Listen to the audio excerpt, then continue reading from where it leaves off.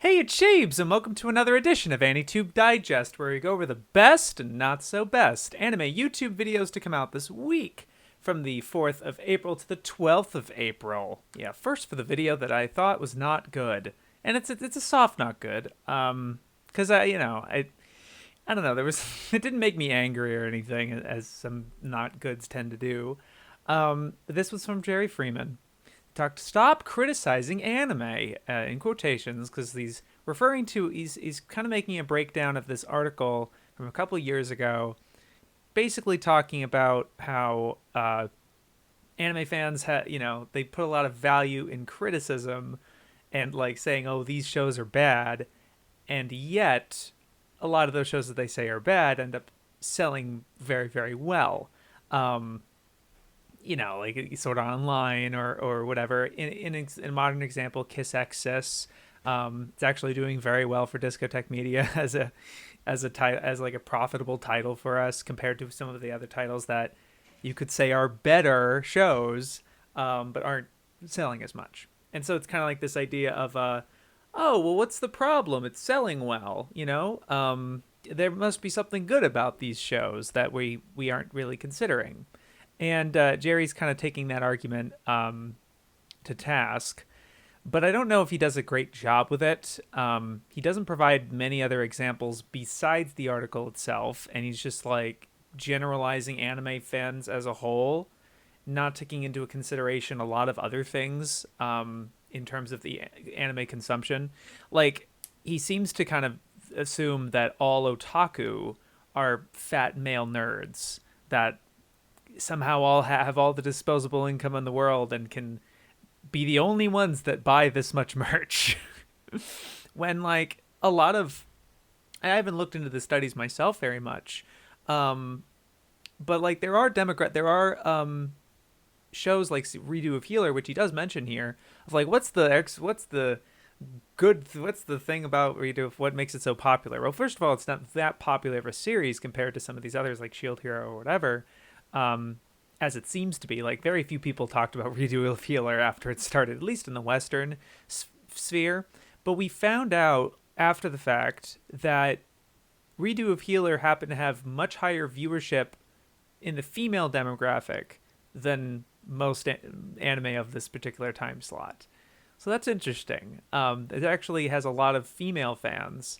And I feel like that's an aspect that Jerry is not necessarily considering.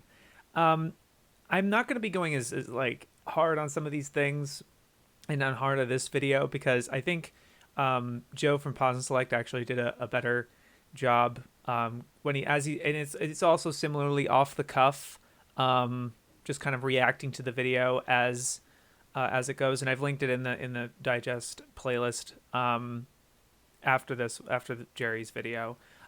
He talks for like a half hour going through Jerry's video and talking about certain things. And I think the way that he breaks the video down of like, yeah, you're not sort of citing anything. And he's kind of reacting to certain things that Jerry says. Like he calls all like most anime like dogmatic parasites or something like that, like some term. And just like, what are you talking about? And like, what specific show are you referring to? And he's like showing Ava, but it's like, what? I think watching the video with Joe and kind of reacting to it line by line, I think is a better illustration of kind of what's going on here than me kind of like talking about it on Digest like I normally do after the fact of me watching it or taking some notes. I didn't feel compelled to take notes in the same way as some of these other videos. I'm not really trying to like get these certain videos. I'm like, I have a real beef with this video or something.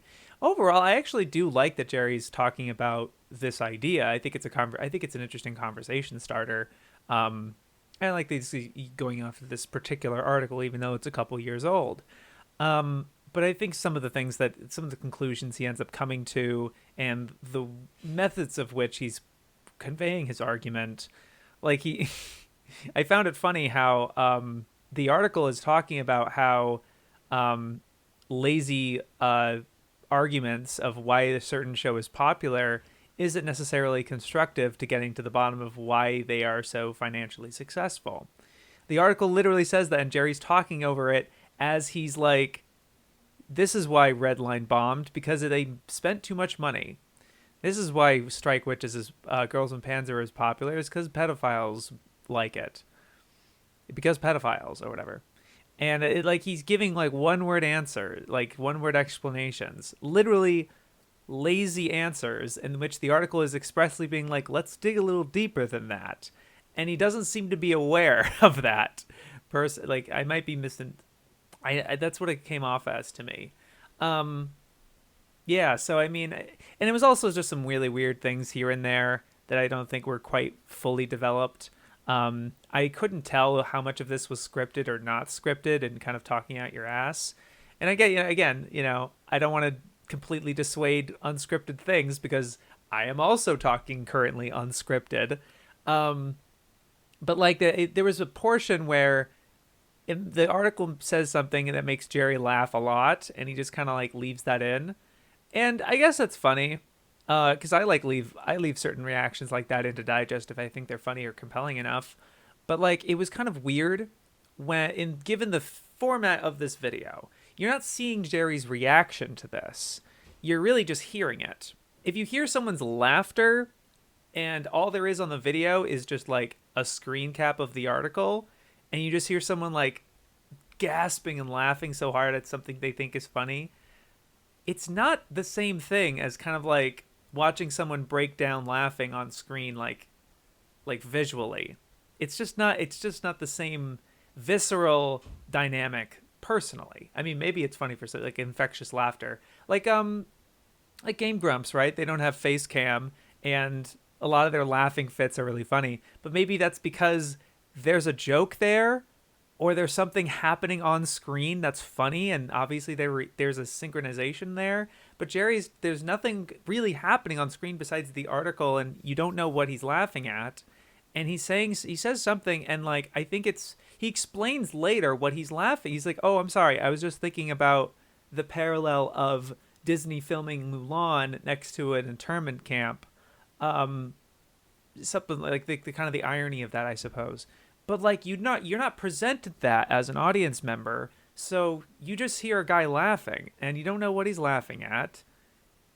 So you don't really have that visceral. So I don't know why you leave that in. It's choices like that just make it kind of like, okay, huh?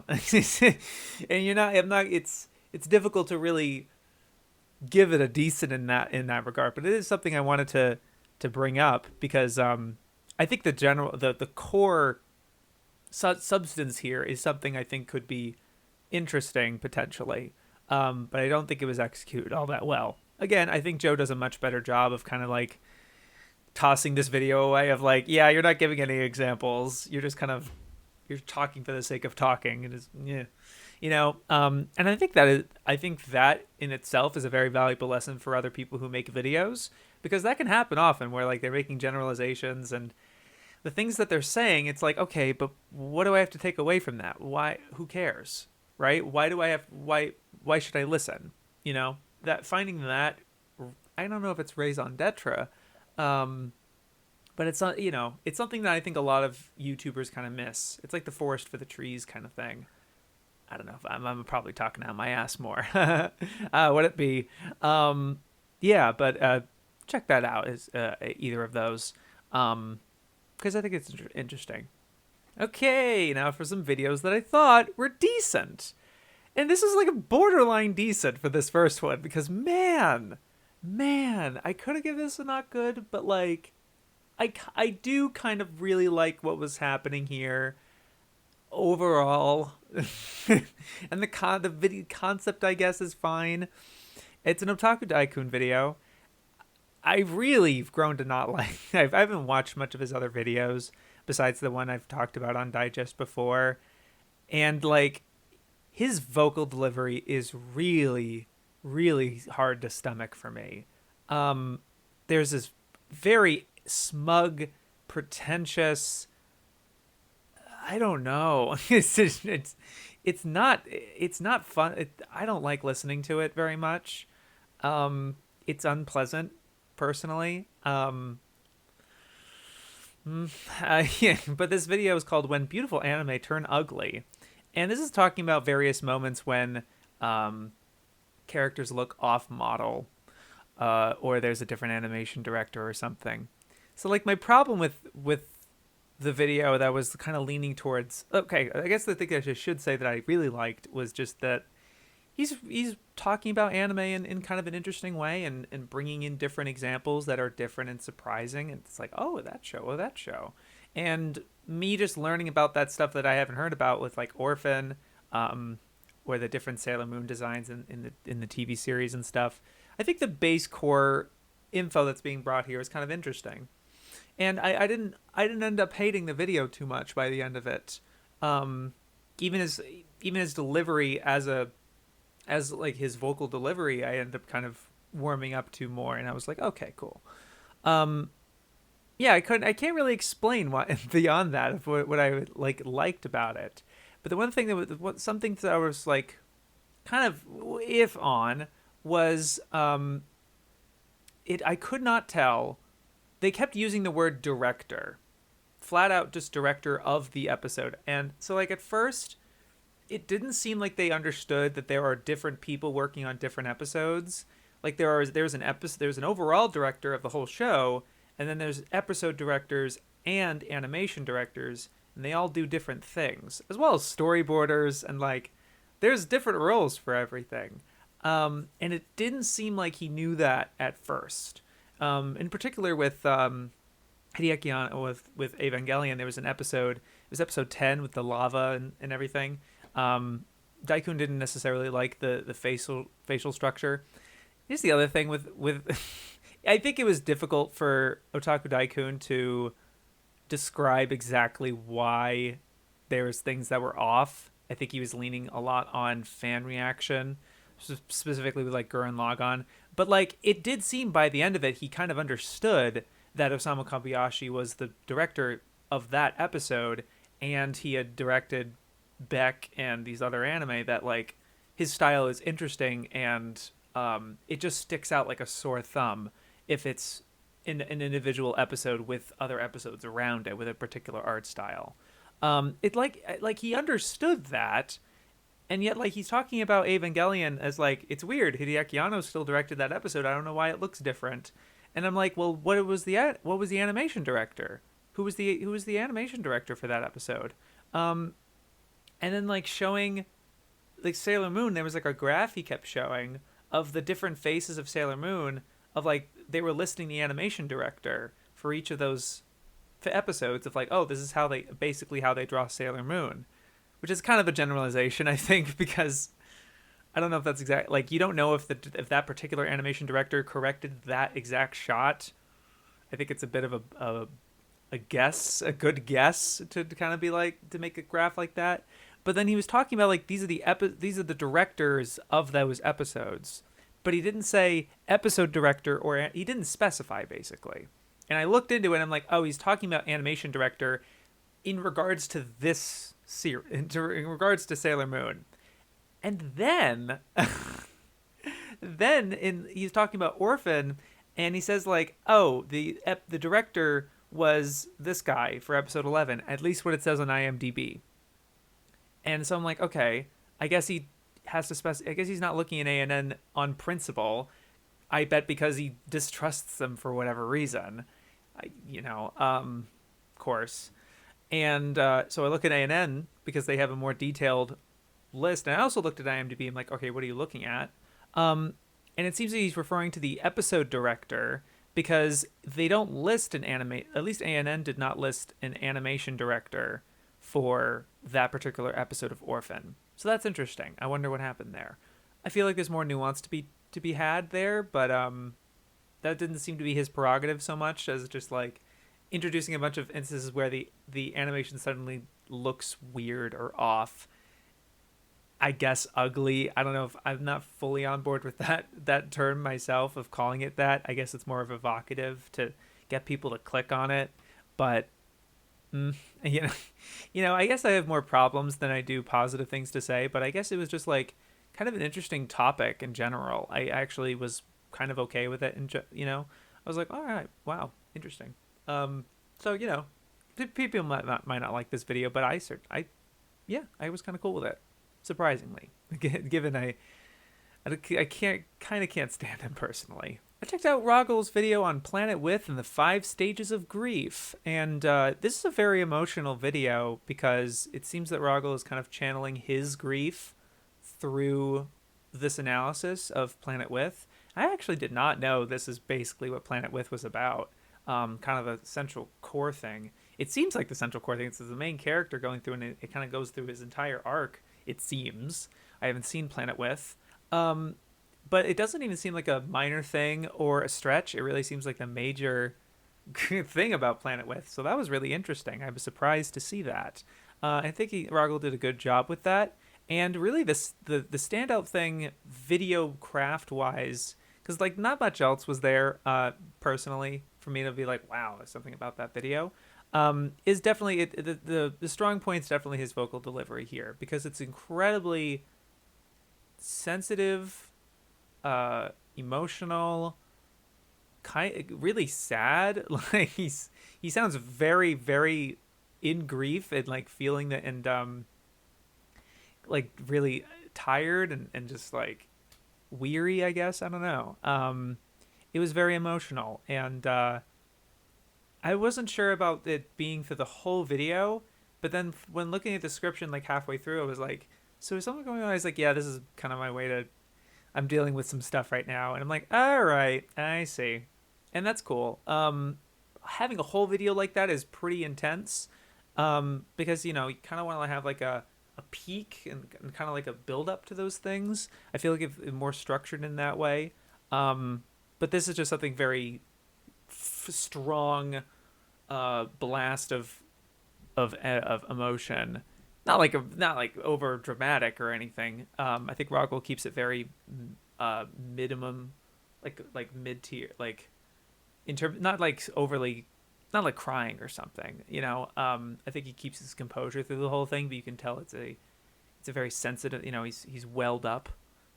So I think that seems to be the main, not the main draw, I guess, but it just kind of the highlight that stood out to me about this video. But the analysis seemed really sound too. Cool. But yeah, I thought it was really good, actually. Really nice. I actually did like this video from Scamboli Reviews, The Insane Rise of VTubers and Why I Hate Them. And it probably wasn't going to be something I like. I was like, I might either not talk about this or put this in not good. But I actually did end up enjoying it for two-pronged. For one thing, I do think his humor is getting better. I do think he's making me laugh more. With his use of memes is more creative, and implementation, I think. And yeah, I think he just seems sharper, and he's just getting better at this. As well as the amount of time he really took to research this and find all these clips and give all these examples. I think there is an interesting discussion that he brings up to be had about kind of a VTuber pushback. He talks about how there's a lot of people who do like VTubers and are making videos on why they like them, but there really isn't that much of a presence against VTubers. And I think he makes a very compelling reason for that, is just like the people who hate them, it's just not their thing. There really isn't anything about VTubers to really go against besides a matter of, that's just not funny to me. That's just not engaging or cute to me.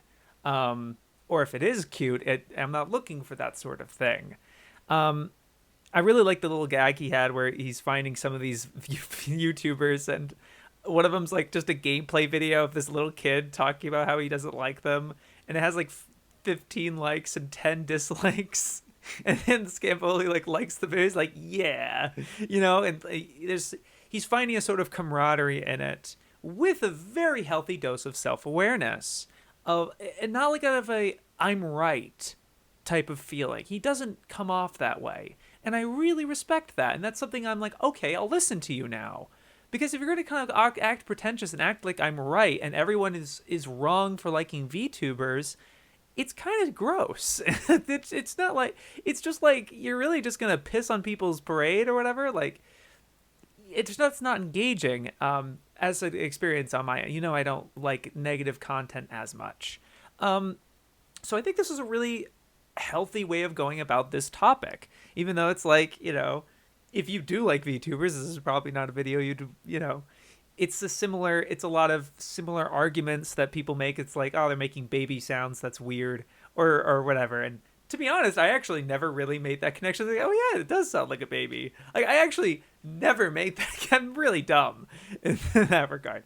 But I also really like, towards the end, he had this little Discord call of like, the more I look at it, and like Corday had warmed up to him by the time he finished making them. By the time he's been wrapping up making this video, he's not as loathing of this subject as he was in the beginning, which is really great. It's why you make these kinds of videos. It's to get a better understanding of the thing that you're talking about.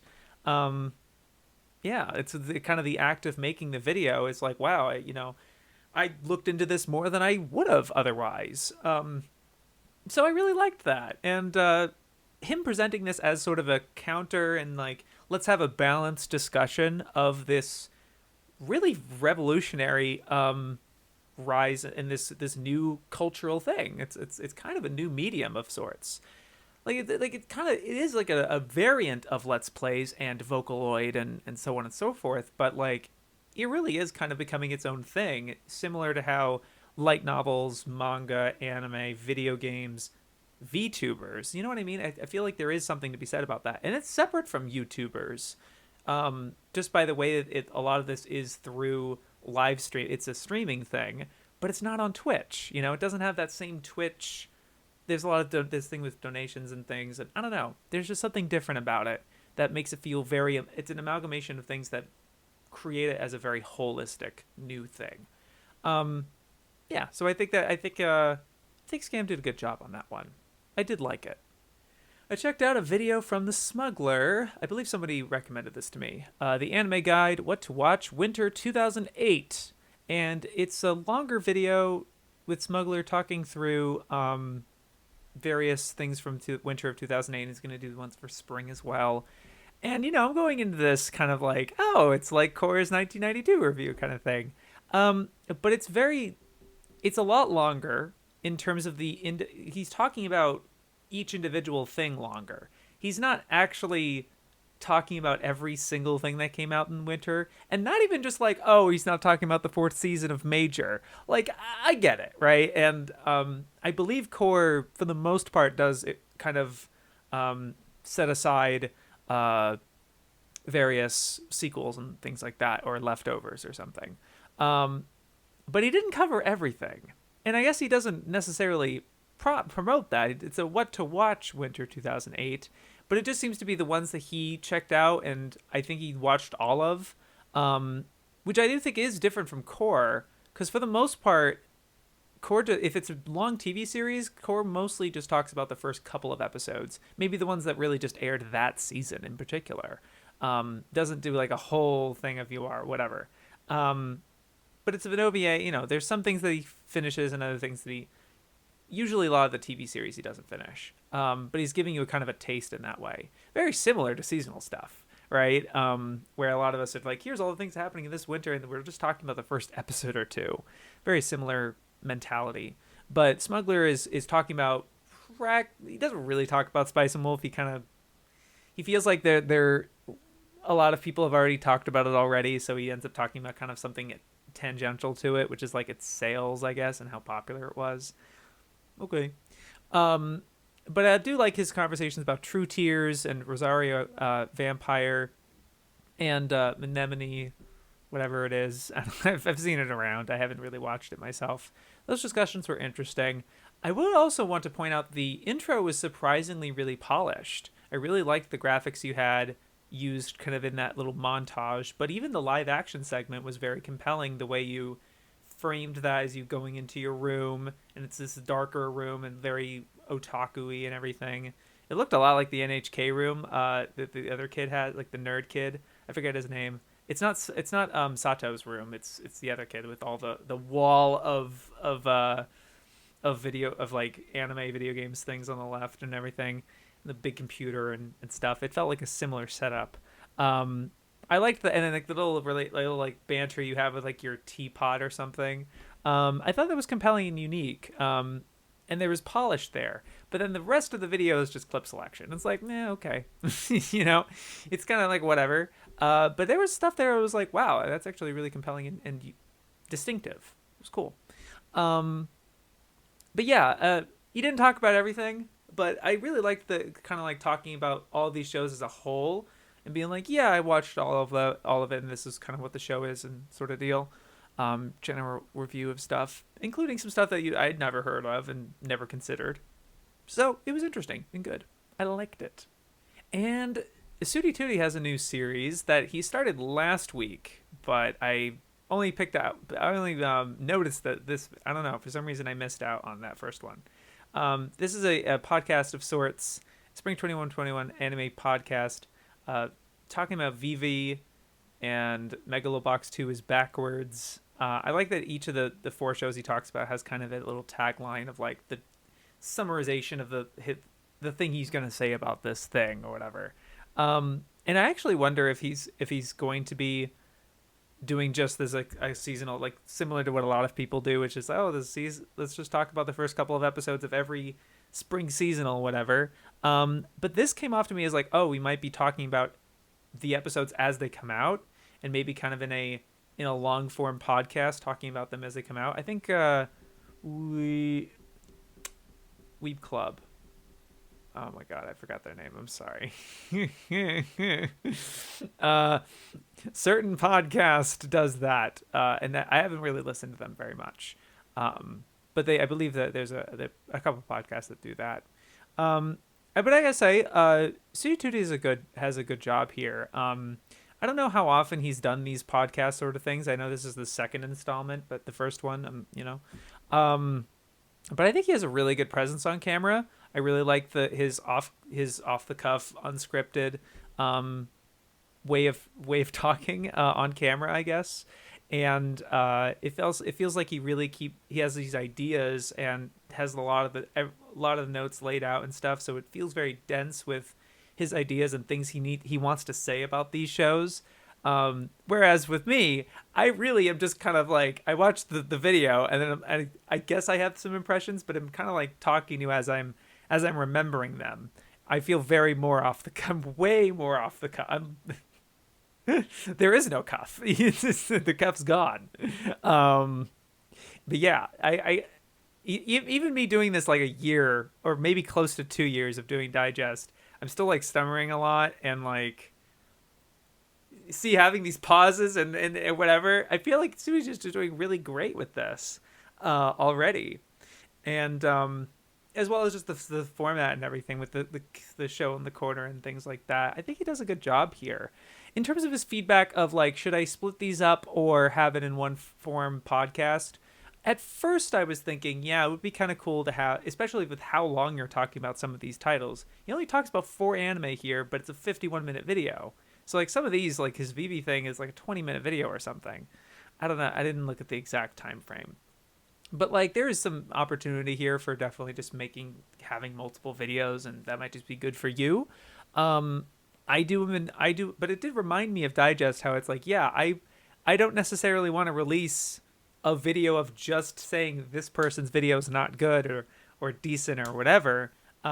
Mostly because I'm a coward, and like I didn't put their names in the description for a while with timestamps because like I didn't want to at them. I didn't want them to like search their, and find me talking about them because I was a coward. Even people that I say good things about or whatever.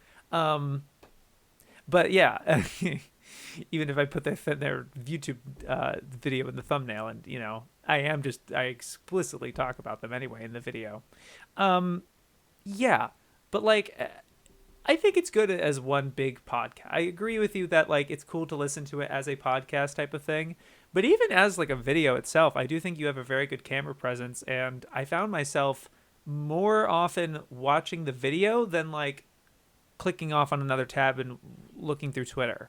Like I would do that occasionally, but I would find myself coming back to your video because I just think you have a very good on-screen presence personally. Um, yeah, so I thought it was really cool, and welcome back, I guess, because it's been a while. We've been a little bit inactive, at least on your channel, it seems. But it's cool, and I really liked it. I would say keep it with the longer video. That's just my feedback. But if you find that like you find something very specific, that's like, oh man, this would make it kind of a good video on its own. You could just probably just make it a script out of it and just make an actual video, right? That would be my 2 cents about it. If you felt motivated to do that. It was like, this is a specific idea I'd want to polish a little more, maybe not so off the cuff and develop it some more. But as it is, I think it's great. Yeah, I liked it. Okay, and now what I thought were the best videos of the week. The things that I was like, yeah, I really liked. That was a cut above, I thought, the things that I watched. And the first is going to be from Stushi. Guess that's how you pronounce it. Is Revolutionary Girl Utena still relevant? All lowercase letters, I guess. And kind of a little bit of an evocative thumbnail, but it's just a part 1. There's probably going to be more of it, and this really seems to be coming from a real hardcore Utena fan, and one who's in these various Discord servers and sharing these inside jokes and memes within the video itself, and kind of like using a lot of in joke lingo as well, and the way she's talking about certain things.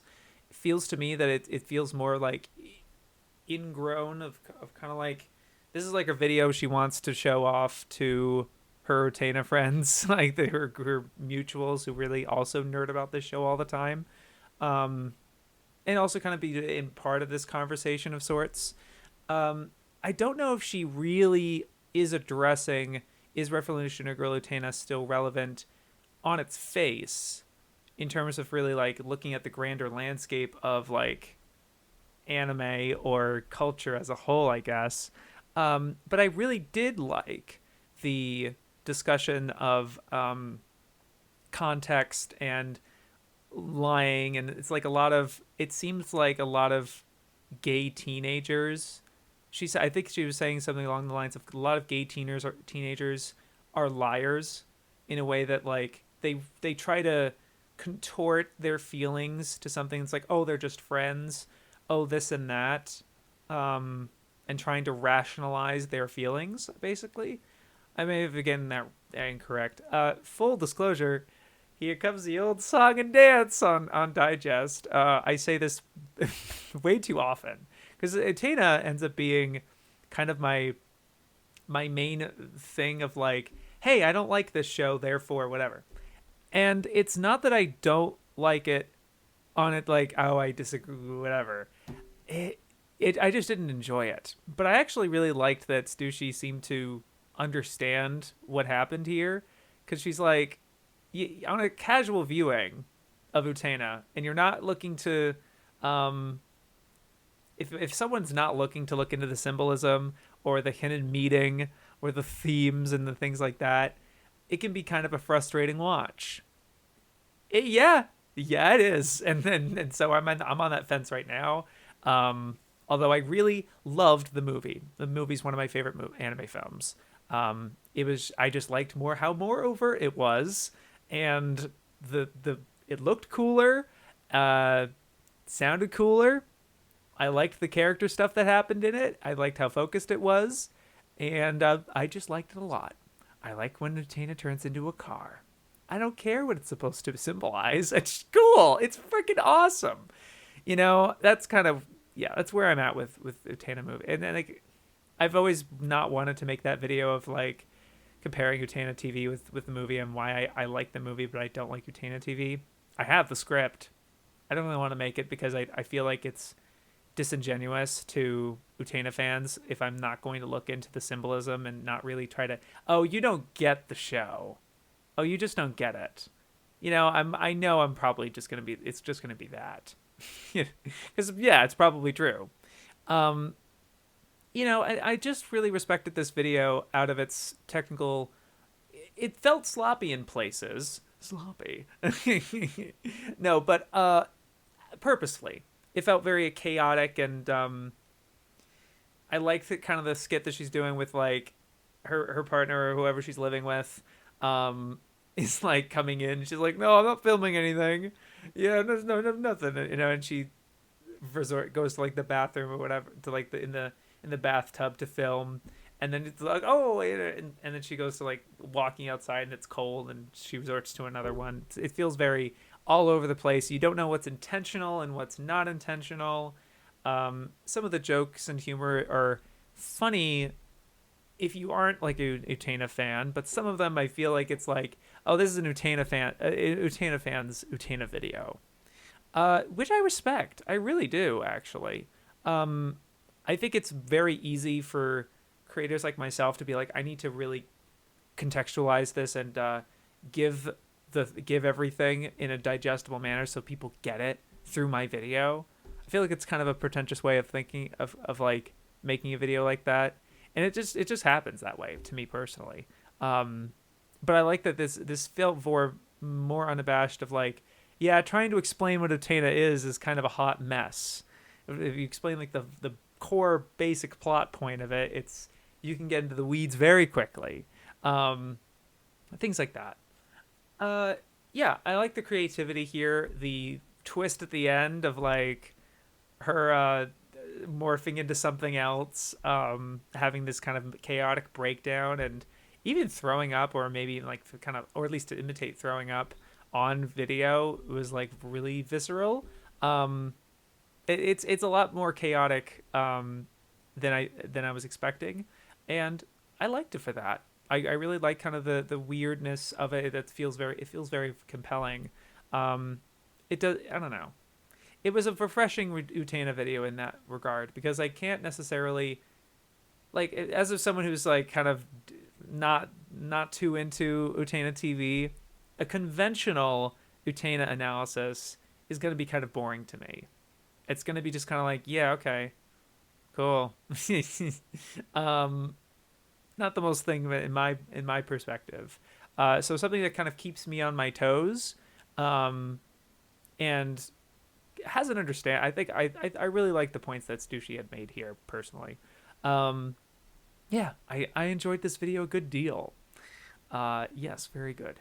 A nice under the scope video. You know, at first I was just like, oh, that was decent, and then watching the rest of the videos, I felt like I actually grew to like it even more, based on kind of the framing device that Jack uses with his experiences with camping, and then really connecting that with Eurocamp and making this really great observation about the difference between the first season and the second season, and how that makes the second season particularly special. That was like, wow, that is interesting. I would want to watch it for that idea and that concept, and not like just it's comfy, you know, even though it is.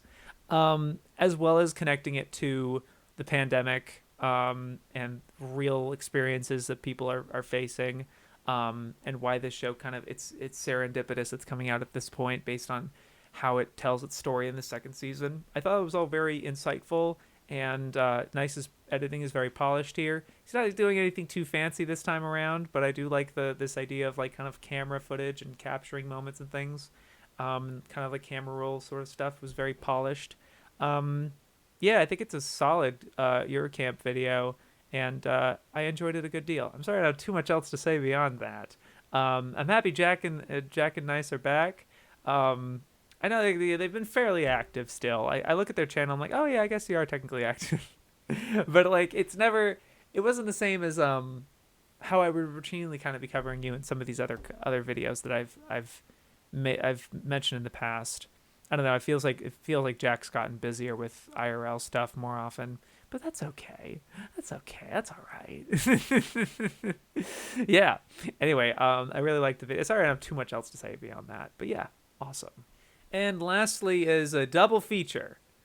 So you know, it's technically not lastly, but we're gonna talk about TheCynicClinic's video on From Yonkoma to Your Name, Japan's 4-act story structure, talking about Kito Tenketsu.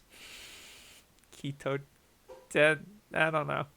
It's very under talked about, which is kind of the point that him and Joe are making in their videos about 4-act structure. The idea of an intro, and I also like that Suti Tooti even talked about it in his podcast that also appeared on Digest, which was great. It already goes to show that maybe, hopefully, people will be actually starting to talk about, because it does appear everywhere. CineClinic really drives it home of how prevalent it is throughout the 4-act structure, throughout Japan, storytelling, from yonkama and commercials and individual episodes and whole TV shows and whole movies. And then it goes to Your Name.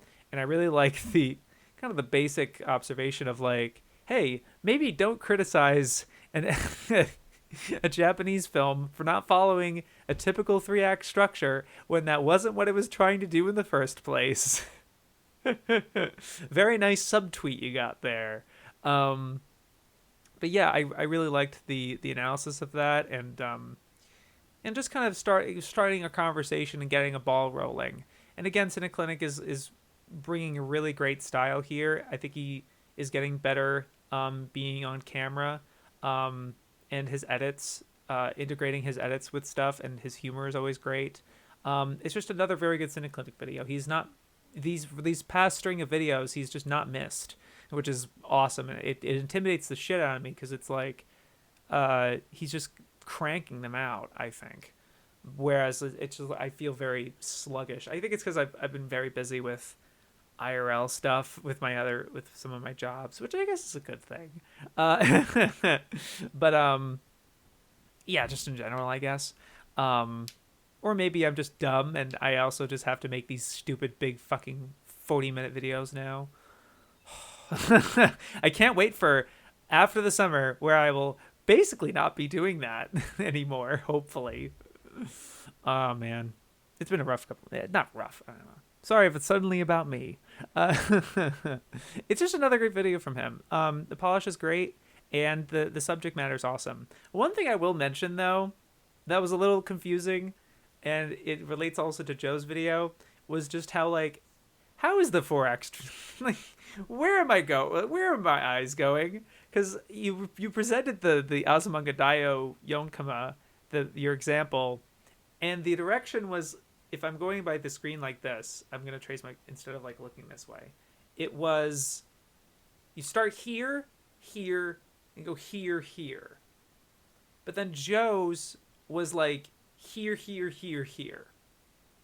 And then most readers are trying to go here.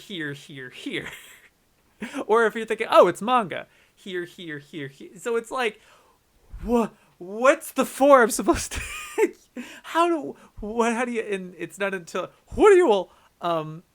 it's not until you go through the form, like, here's the form, I'm like, okay, but yeah, that was just one thing that was a little like, what? That was a little strange. But yeah, I do like that you kind of started the ball rolling on the conversation in general. And then Joe's video was more focusing squarely on Attack on Titan and kind of the nuances that can come from this, how there could be multiple twists, and it kind of loop it back with itself, and the pieces are all rearranged. There's more of a nuanced conversation here. I will admit it did fall into kind of the latter category with some of Joe's older content, where it was a little harder to follow personally, but still very visually engaging and impressive. I really liked some of the devices that Joe's integrating here with his live action stuff, and he's starting to bring in his skit humor that he's been posting on his second channel, like him kind of going through the green screen and he's acting as a typical Attack on Titan fan or whatever, and his creating a 4-act structure out of that is pretty cool. I don't know if you'll take this as an insult or a compliment, Joe, but it reminded me a lot of what BreadTube does, actually. I'm sorry. But it basically, like, I just watched, like, last night, Philosophy Tube, which I know you reacted to, like, Philosophy Tube's anime video and you hated it, and then, whatever, I get it, I didn't like that video either. But PhilosophyTube actually just had a video on Jordan Peterson's ideology, and she did a very similar kind of like meta narrative, and she's playing different characters while the actual analysis is going on. So like that narrative, that sort of thing there's something to that. I thought that was I'm just saying that was engaging. I liked that. Like that was cool. And as well as the little animations that you were including. I know you tweeted some of them out earlier, but I like that they started to kind of be little characters, and they were bringing in. So it was just a kind of a useful, interesting visual. And something as a way, and it felt like a shorthand. It feels like you're really developing more skills and bringing in different ideas and just getting better as a content creator, which like it's unbelievable given how everyone, I feel like you would realize that a lot of people consider you the best one, purely on content and value added. But and even just what you were doing before with your After Effects puppet tool stuff, and just the way you would edit stuff is so fucking awesome and compelling. All of that is still there, but now you're adding yourself into it and your sense of humor, and now you're adding these animations that are completely like your art style, the kind of the round head and stuff, and having little characters there. Like there's more elements here to making yourself an even better content creator, which is just freaking great. I hope you keep at it. Seriously. I hope you wouldn't get discouraged by, what you had vented earlier about being failed or whatever. And yeah, I think this is really great. And this in general, the 4-act structure was awesome. I think the execution here was really what kind of pushed it over the top for me for this time. That you just keep integrating different ideas and improving your skills as a multifaceted content creator. That was sick. I really like that from both of you. Great job. And that'll do it for this installment of AniTube Digest. Thank you very much for watching. Thank you to my patrons, including Austin, Boo, Kuiper, MyAnimePod, Najbeb, Nicholas, Saxon, Unique Namosaurus, Victor, and Yellow Cheese. You guys are great. You have a great week. Yo, peace.